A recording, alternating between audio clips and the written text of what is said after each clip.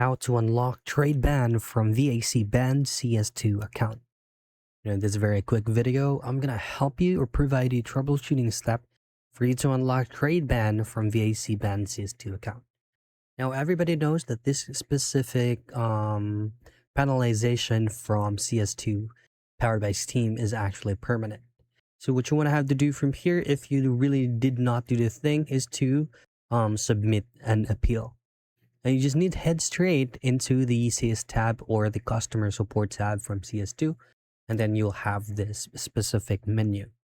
Once you're here, all I have to do from the problem selection is choose on having trouble with items. Next is you're gonna be asked to log in into your Steam account. Once you've successfully logged in, all I have to do next is to be specific on the message tab or onto the message field that you would like your account to be reinstated or reactivated because you did not penalize anything that could lead up banning your account from their rules and agreements.